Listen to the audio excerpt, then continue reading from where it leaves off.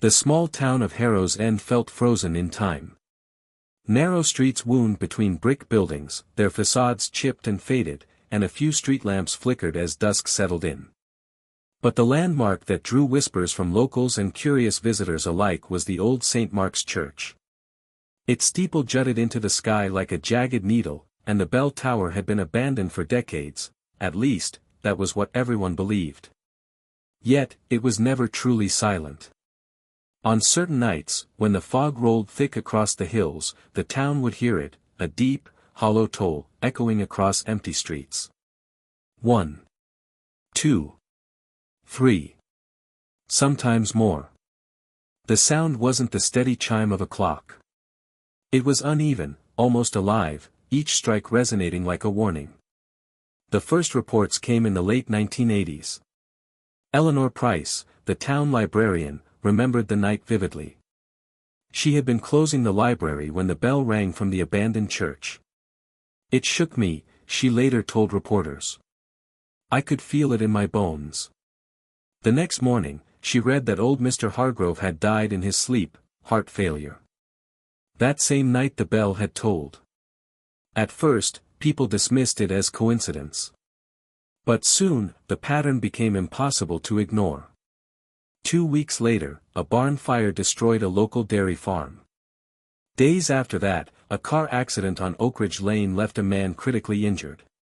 Even pets were affected, dogs and cats vanished or were found dead under mysterious circumstances. By the early 1990s, the legend of the St. Mark's Bell had grown. Tourists came, daring each other to spend the night in the churchyard, while locals avoided it entirely after dark. No one knew who could access the bell. The doors were locked, windows boarded, and a thick iron gate blocked the bell tower. Yet the tolling continued, always at night, always followed by tragedy. In 1994, a young journalist named Peter Caldwell moved to Harrow's End. Fresh out of college, he became obsessed with the bell. Night after night, he sat in his car near the church, notebook in hand. When the toll finally came, just past midnight, he recorded 7 slow, uneven strikes. The next morning, he read about a family found dead in their home, victims of carbon monoxide poisoning, 7 of them. Peter didn't sleep that night. The lack of explanation drew him deeper. No maintenance records. No caretakers. No evidence anyone could have rung the bell. He searched town archives, interviewed residents, even explored the church crypts. Every lead ended in dead ends. The bell rang with a force no human could replicate. By 1997, Peter had become a fixture in Harrow's End, both feared and pitied. He catalogued every toll with meticulous precision. The strikes varied each time, sometimes 3, sometimes 6, sometimes staccato bursts lasting only seconds. And he noticed something chilling: the tolls weren't random. They seemed directed, almost as if counting. Counting people.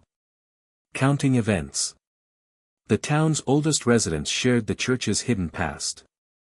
In 1893, Elias Thorne, a foundry worker, had cast the bell after his family died in a factory fire. Legend suggested he had poured grief and rage into it, inscribing cryptic symbols and verses inside the casting. The bell was said to carry human suffering, warning of death before it occurred. Peter didn't believe in curses, but he could not explain the precision of the tolls. He tried scientific tests, brought in engineers, measured vibrations. Nothing. The bell struck with impossible force. Slowly, he realized it seemed to select its victims. One night, Peter decided to spend hours inside the church. Flashlight in hand, voice recorder ready, he climbed the narrow spiral staircase to the bell tower. The air was icy, damp, clinging to his skin. Then it struck, first one, then another. 7 long tolls, slow and deliberate. The silence afterward was worse. Outside, he could swear he heard faint screams carried on the wind. The next morning, the local paper reported a school bus accident. 5 children injured. 5. Peter realized the bell's tolls weren't just warnings, they were precursors, markers of events that were already in motion. By 2000, the bell had become both legend and terror. Locals left candles and offerings at the iron gates. The church remained sealed, yet the tolls continued, haunting the town like a heartbeat. Peter's obsession cost him everything. Friends drifted away, colleagues dismissed his work. But he continued his vigil, convinced he could decode the bell's language. In 2003, he recorded the final tolls he would ever witness. 5 strikes, heavy, uneven, followed by silence.